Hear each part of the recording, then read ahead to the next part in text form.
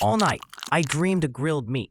In the morning, I sat in my hard mattress, staring at a single spot on the wall, trying to make sense of it.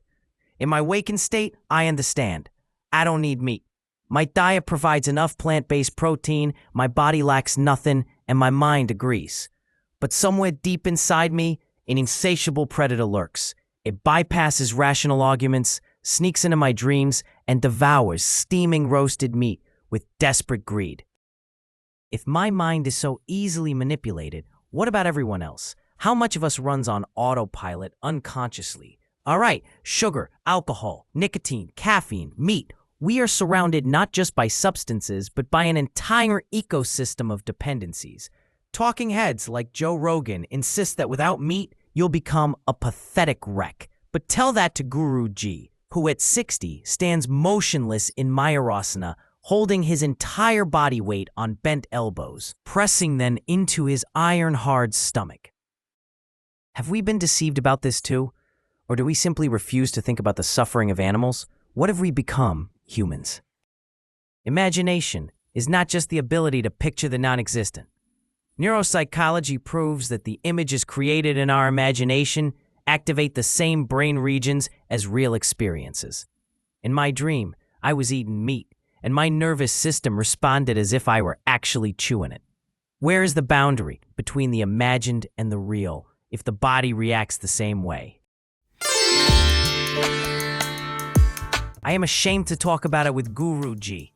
Instead, I focus on the asanas, grunting, clenching my teeth like an ancient, rusted mechanism that someone suddenly decided to restart. My joints resist, my muscles tremble, but no one gives me any slack. After lunch, I crawl into my cube of silence, but instead of contemplating imagination, I sink into a deep sleep, my head resting against the cold wall. In India, midday rest is a rule. Italy prides itself on siesta, but here it's even more serious. The heat dictates the rhythm of life. 30, 40 minutes and the body shuts down on its own. My mind, overloaded with Sanskrit terms and philosophical texts, fades almost instantly. In the evening, I finally get a chance to ask Guruji about the three great E's: entity, essence, existence. Entity is everything that exists, whether physically or metaphysically, he says. Imagination is part of entity, even if its images have no material form. I nod. Essence? I ask. It is what defines the nature of things. Imagination is the essence of a human being, its defining feature. And every imagined creation is unique, unrepeatable. And existence? I asked. It is what remains, even if no one's looking at it. So, the question of imagination's existence is more complex than it seems. It's born within us, but does it live independently of us? If its source is the human mind, does it disappear when we do? Or does it exist in some shared field, in a collective consciousness? What will happen to my imagination when I die? We begin our evening breathing exercises. I observe my mind. At some point, it stops. Complete silence. Before me, a blank canvas. I try to imagine something.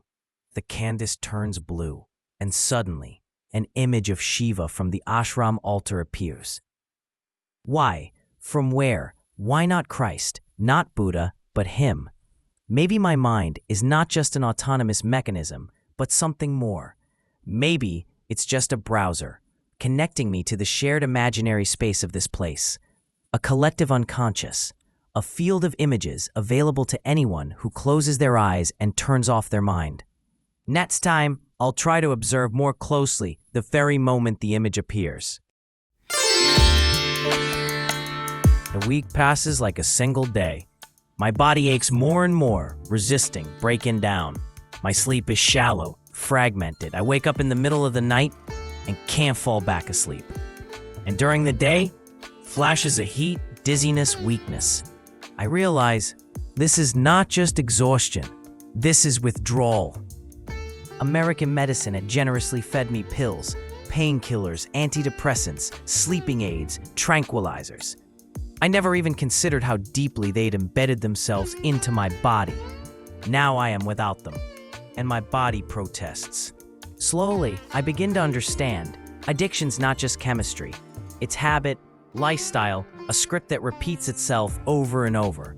The body craves the familiar, the mind clings to what it knows. And if even my rational, educated brain cannot escape this trap, then what about everyone else? How do those who aren't even aware of their addictions cope? How do soldiers cope when they leave war, but war never leaves them? It's time to confess to Guruji, I am in withdrawal.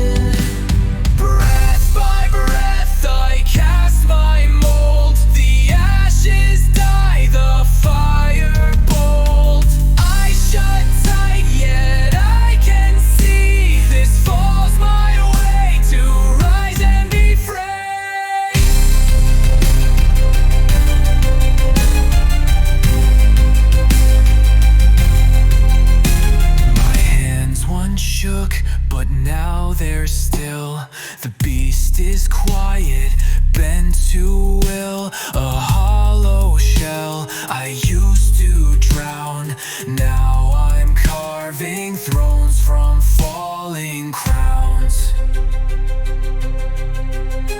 No savior called, no light divine, it's will alone that draws the line. From the silence grew, the tides reversed, the storms withdrew. Breath by breath I cast my mold, the ashes die, the fire bold. I shut tight, yet I can see this falls my way to rise and be free.